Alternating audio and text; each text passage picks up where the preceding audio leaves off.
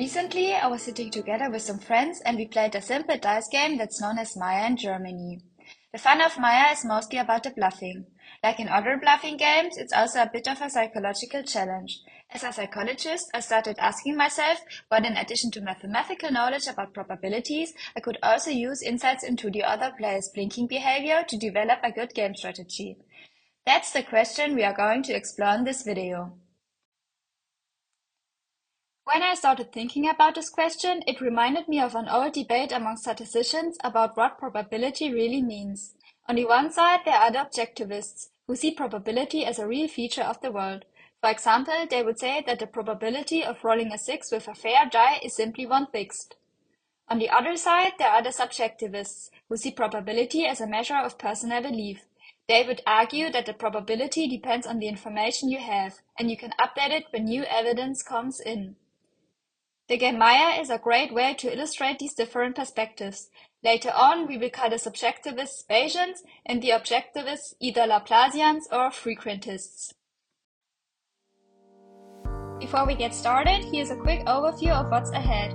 In the first part, I will explain the flow of the game and its rules. In the second part, we will calculate different predictions for the probability that the player before us is lying, and we will look at several ways of reasoning to get there. From this, we will derive a strategy for one of the players. In the third part, we will put our ideas to the test and use simulations to see whether the strategy actually gives an advantage. How does the game Maier work? I will give you a quick explanation of one version of the game, among several others. The setup of the game looks like the following. It is a game that can be played by 3 or more people who are typically seated around a table. The only game components you need are 2 6-sided dice and 1 cup. The aim is to get as few points as possible, because in this game, points are actually a penalty. The game is played clockwise. One player rolls the 2 dice face down under the cup, then he looks under the cup to see what he has rolled. He must roll a higher number than his predecessor and announce the number to the next player. If he cannot beat his predecessor's roll, he can lie and still announce a higher number. In this example, player A says that he rolled a 43. The next player B in this case has 2 options. Either he believes the previous player A, in which case he must roll again and beat player A's roll, or he assumes that A lied and reveals the cup. If the previous player A lied, e.g. only rolled a 32, he gets 1 point. Otherwise, if he told the truth and really rolled a 43, then player B gets 1 point. Each new round always starts with the player who received the point. What still needs to be clarified: how is number defined and what counts as a higher roll? The definition. Dice are read as 2-digit numbers with the highest die determining the 10th digit. In this example, you would say 41 instead of 14. Doubles beat mixed numbers. In this example, the roll on the right is higher than the roll on the left, and you say pair of 1s instead of 11. Note, there is one exception. 21 is the highest. When you roll it, you say Maier, and the cup must be turned over. The next player must accept the roll and will automatically receive 1 point. Here is an overview once again. The value of a roll increases as follows.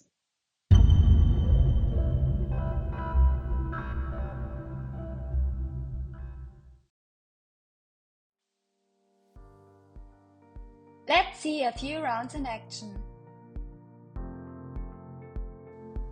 Let's play. Player A begins. He rolls a 62 and doesn't need to lie. Player B believes him and accepts the roll. B then rolls a 62, which is not higher than A's roll. Therefore, B has to lie and announces a pair of 4s. B doesn't believe him. Consequently, B receives a point. B then starts a new round and rolls a 65, which he announces. B accepts this and rolls a 31, but announces a pair of 4s, which C doesn't believe. Therefore, C gets a point and starts a new round. And the story continues.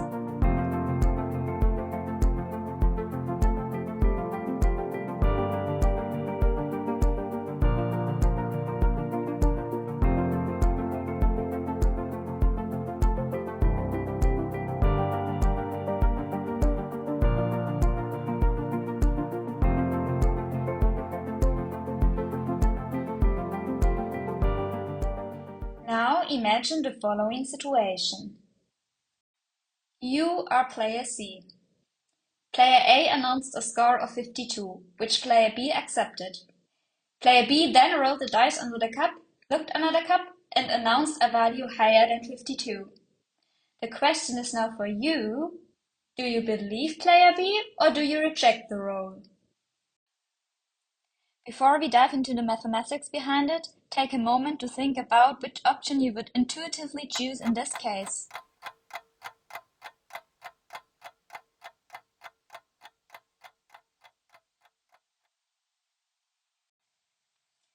We will answer this question by generating probability predictions that player B is lying.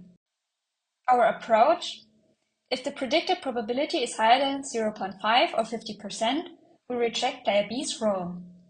But how can we make such a prediction? There are various methods of arriving at an answer.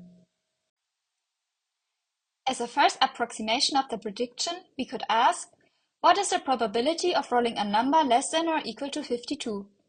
Mathematically speaking, the probability of lying is calculated by the probability of rolling a number of 52 or less. The first prediction can be calculated using Laplace rule, a principle from probability theory proposed by Pierre-Simon Laplace. It is used to estimate the probability of an event when only limited observations are available. According to this rule, the probability is calculated as the number of favorable outcomes divided by the total number of possible outcomes.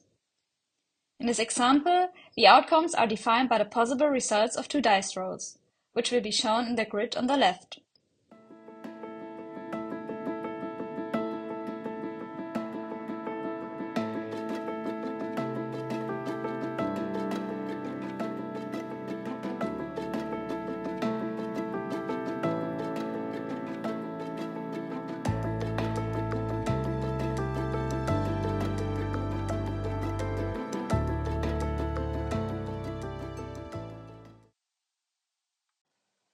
This leads to the prediction that player B is lying with a probability of 39%, which is lower than 50%.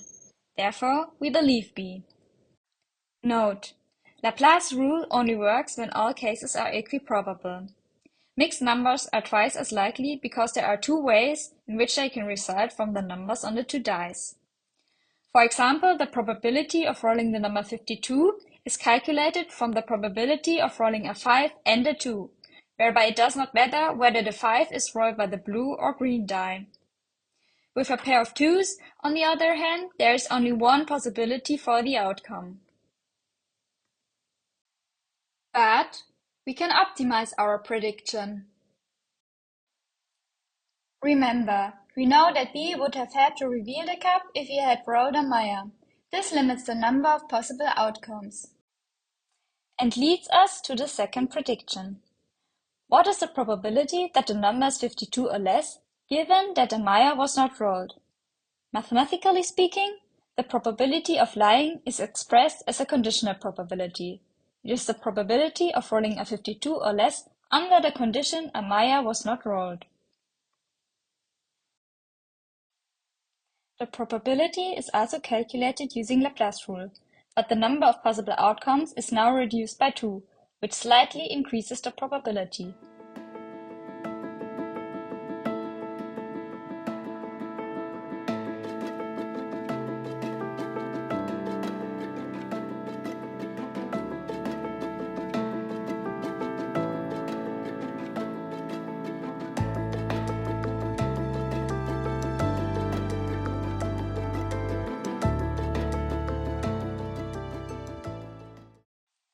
This leads to the prediction that player B is lying with a probability of 41%, which is lower than 50%.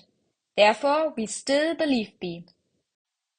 But how high does A's roll need to be in this situation to stop believing B's claim?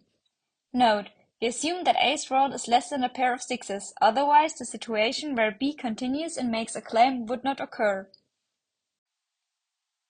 We are looking for the highest value for A's roll where the probability of B rolling a lower number exceeds our cutoff value of 50%. We are now going to construct a table that shows the probability that player B has to lie depending on A's roll. Reminder: The total number of possible outcomes is 34.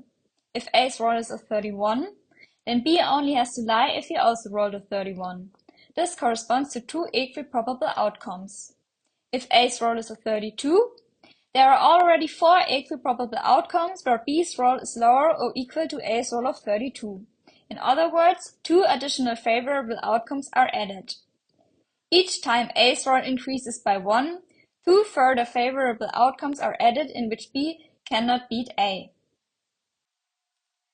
Starting from the point where A rolls a double or pair, however, the number of additional favorable outcomes increases by only 1. Using this table, we can find the point at which A's roll makes it more likely than not that B will have to lie. This leads to the decision rule: we check B's roll as soon as A has announced a value of 54 or higher. If the game were only played this way, it would be very boring. The interesting part is being able to judge the player on your right and decide whether or not to believe him. So imagine that you already know player B pretty well and have analyzed his behavior from previous games.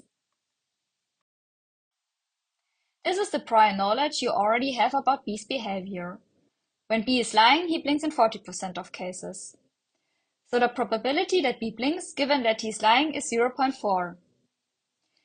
When B is not lying, he blinks in 20% of cases. So the probability that B blinks, given that he is not lying, is 0.2. Additionally, we know that the probability that B is lying is 14 over 34 if you don't take the blinking behavior into account. This corresponds to our second prediction. With this new information, we can optimize our prediction further by updating our second one.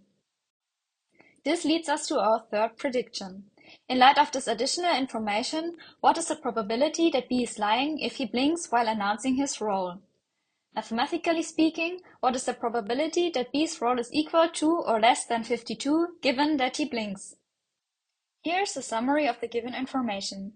Knowledge about blinking behavior depending on the truthfulness of B's statements, prior probability based on second prediction, and we are now essentially looking for the reverse probability given observable behavior. Using the information provided, it can be calculated with Bayes' formula. Bayes' theorem is a fundamental rule in probability theory and was formulated by the English statistician and Presbyterian minister Thomas Bayes.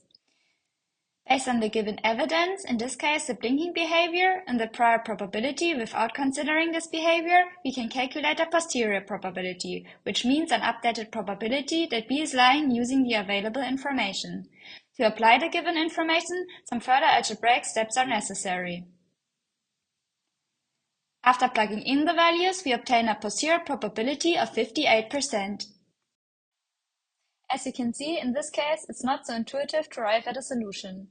You have to apply Bayes' formula and know other rules about probabilities. When we applied Laplace's rule earlier, we had a finite number of possible outcomes. That made things more intuitive. We can do the same here by creating an imaginary sample of possible roll outcomes. This allows us to translate probabilities into proportions, which will suddenly make the calculation of this problem much easier, as we will see later on. First, let's consider which roll outcomes are actually possible. From the set of all possible roll outcomes, we can consider different subsets, which are represented in the following hierarchical structure, called a double tree.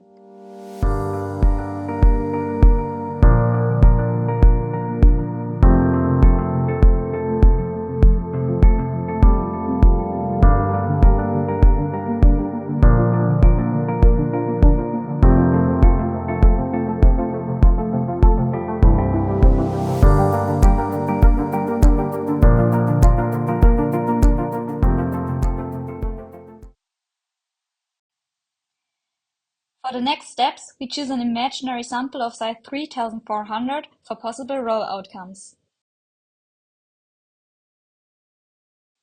The number of rows in which B lies and blinks, lies and does not blink, does not lie and blinks, and does not lie and does not blink, together make up all 3400 possible outcomes.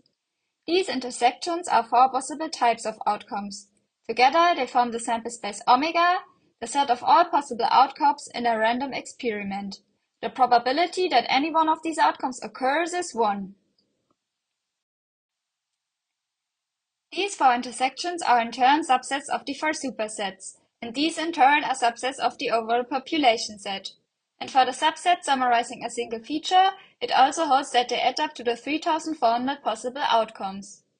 With respect to the sample space omega, this means that it also can be divided into other disjoint subsets, which together make up the entire sample space, and the probability of the sample space omega is equal to 1.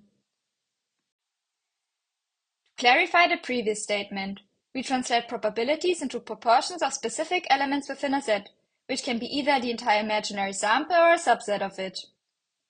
Another way to illustrate the sizes of sets is by using the unit square. Here, areas are related either to the total area of one or to sub-areas.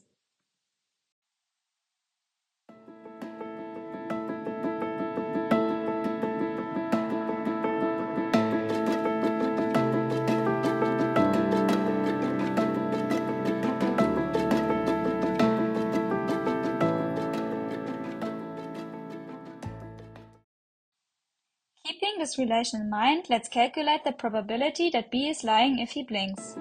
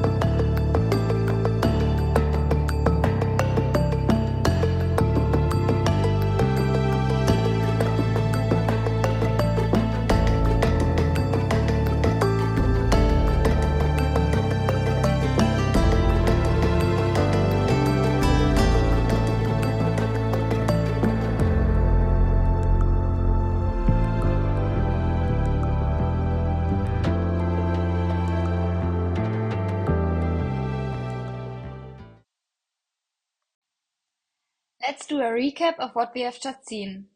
We interpreted the probability that B is lying if he blinks as a proportion of rows in which lying occurred out of all rows in which blinking occurred. With the fully completed double tree, the conditional probability can be determined with a simple calculation. Another way, as already shown, is to represent the proportions of subsets within a superset using area proportions in a unit square.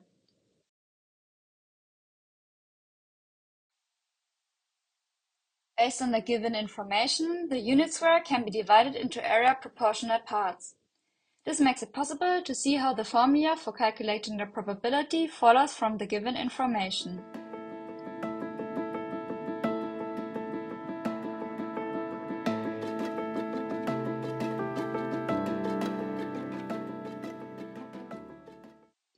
And this leads us again to the result of 58%.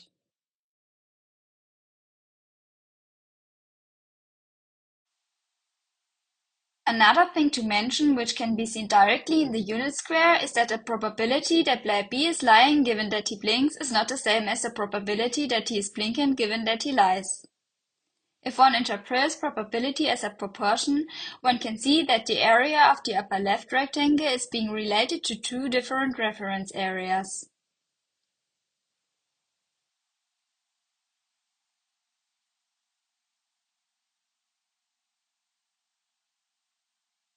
This is because P of L given B depends on how high the a priori probability of a lie is. If it is very low, a blink is a weaker indication that B is lying, since it is already very unlikely that he needs to lie at all. We will take a closer look at this relationship in a moment. Back to the prediction. The prior probability was 39%, which is lower than 50%, but the updated probability is higher than 50%. This means if B blinks, we no longer believe him. And what happens if B doesn't blink? That is, What is the probability that B is lying given that he doesn't blink? Looking back at the double tree gives us the answer. The calculation proceeds analogously to before. We consider the proportion of all rows in which B was lying among the rows in which he did not blink. That is 840 out of 2440, which corresponds to a probability of 34%. This probability is lower than the prior probability of 39%. If B doesn't blink, we believe him even more. How can we now, as before, define a decision rule that takes B's blinking behavior into account? What is meant by that? With the given information, we are looking for the prior probability such that, given that B blinks, the probability that he is lying is higher than 50%. Remember the unit square. From this, we got the following relationship for the conditional probability. This means that for the probability to be 0.5, we are looking for the value for the prior probability where the two areas are the same size.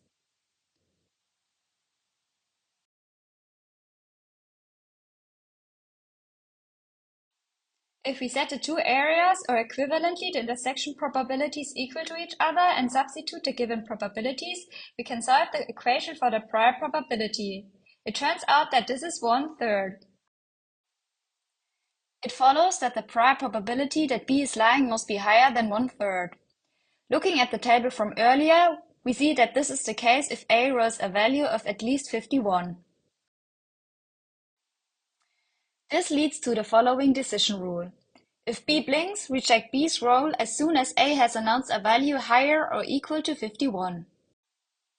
We now want to take a closer look at how the updated probability results from the given prior probability, and therefore we ask, what is the relationship between the prior and posterior probabilities that B is lying? The idea is to define a function that gives the posterior probability as a function of the prior probability, assuming that B is blinking. To do this, we use the derived formula, substitute the given values, and consider the prior probability as a variable x.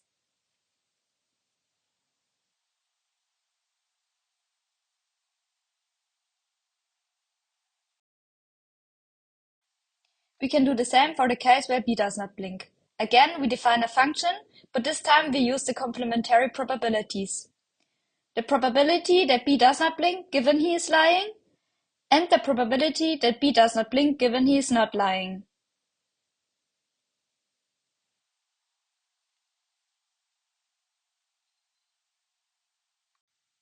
Let's now look at the functions while also following how the areas change in the unit square.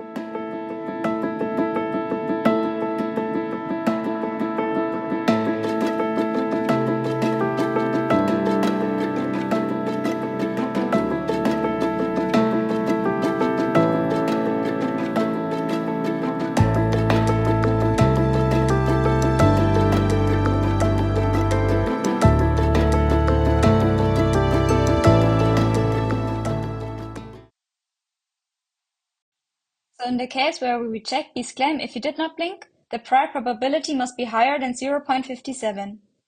Looking again at the table from earlier, we see that this is the case if A rolls a value of at least 61. Using Bayes' formula, we have now derived two decision rules for how to respond to B's claim that he rolled a higher value than A. If B blinks, reject B's roll as soon as A has announced a value higher or equal to 51. If B doesn't blink, reject B's roll as soon as A has announced a value higher or equal to 61. But does this strategy even work? To find out, let's simulate a Maier with 400 rolls using a Bayesian player. The question is, does he really score fewer points when B shows the specific blinking behavior? I wrote a Python code for this simulation. In the following, I will briefly explain how I implemented this. I assumed 5 players and distinguished 4 game situations. Case 1, a new round begins. The current player starts the round, and since he does not have to lie in this case, the next player always believes him. We are now in the so-called intermediate round, where the previous player accepted the claim of his predecessor. In the second case, the previous player rolled a Maier. Therefore, the current player has to accept the claim, receives a point, and starts a new round. In the third case, the previous player accepted the claim and announced a pair of sixes. The current player always rejects this claim and a new round starts. The fourth case is the situation we analyzed earlier, in which the current player can either accept or reject the role of his predecessor. If the current player is the Bayesian player C, he applies the decision rules based on B's blinking behavior.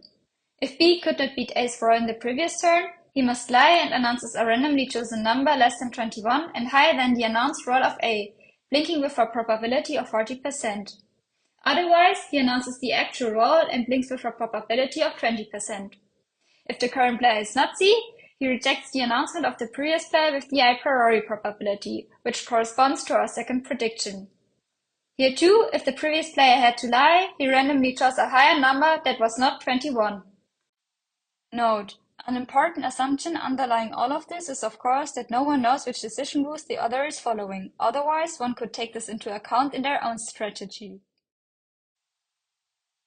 The idea behind all of this is, if we have this fixed game setting with the given probabilities, then running the game many times should reveal the average score each player achieves. This corresponds to the frequentist approach, which was briefly mentioned at the beginning. Now let's have a look at the development of the average points over the first 50 iterations.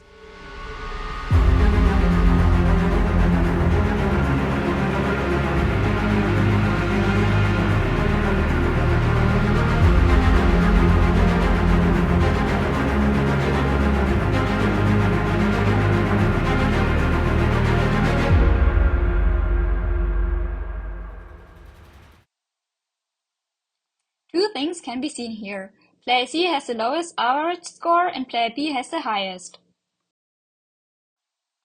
Based on this result, we can say that observing B's blinking behavior as a strategy seems helpful.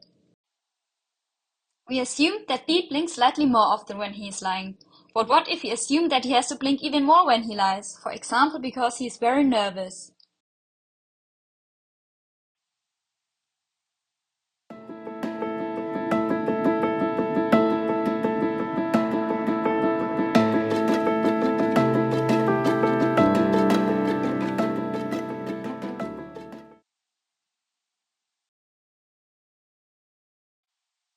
If B blinks in 20% of the cases whether he is lying or not, the blinking behavior provides no additional information. The posterior probability is equal to the prior probability, and the function is the identity, hence a straight line. The decision rule is therefore the same in both cases.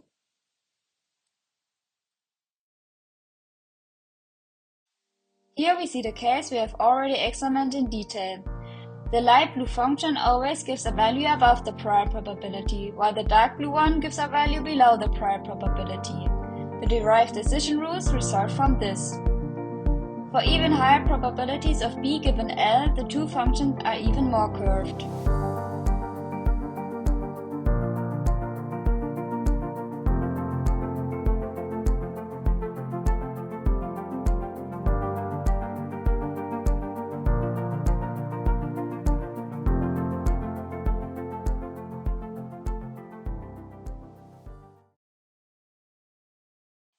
Here we can see how the average scores of all players develop as a function of the probability of B given L based on the first 50 iterations from the previous simulation.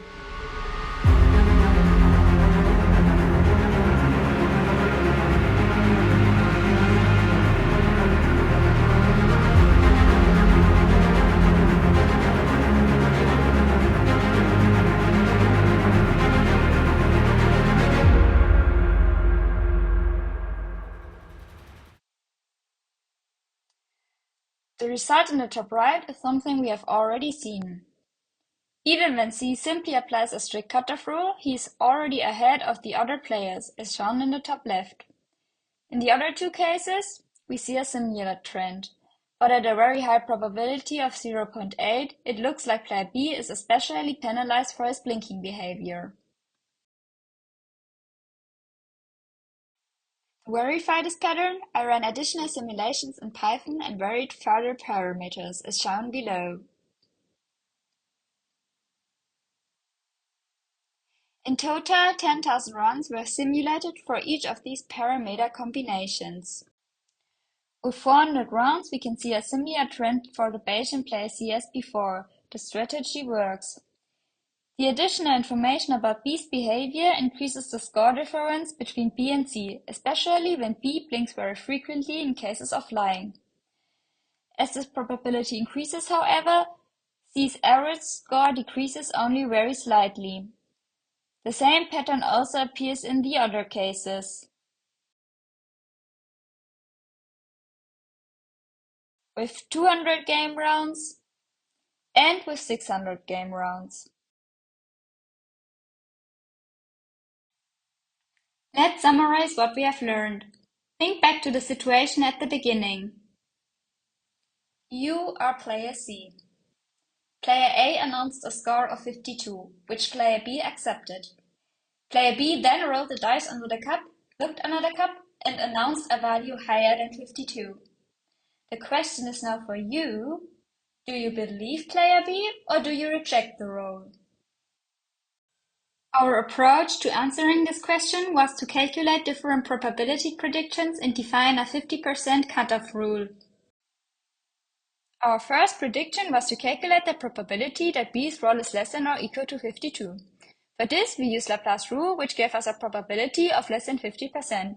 In this case, we would believe B. In a second step, we adjusted our prediction because we know that B did not roll a Maier, otherwise he would have had to reveal it. Here we applied the concept of conditional probability and again used the Laplace rule. This time we excluded the two possible outcomes of rolling a Maier from the total number of outcomes. As a result, the probability increased, but it was still below 50%, which again led us to believe B. In the third case, our prediction changed once more by taking into account additional information. How often B blinks when lying compared to when he tells the truth. Together with an assumption about the prior probability, this allows us to make a reverse prediction once we observe the evidence. This can be calculated using Bayes' theorem.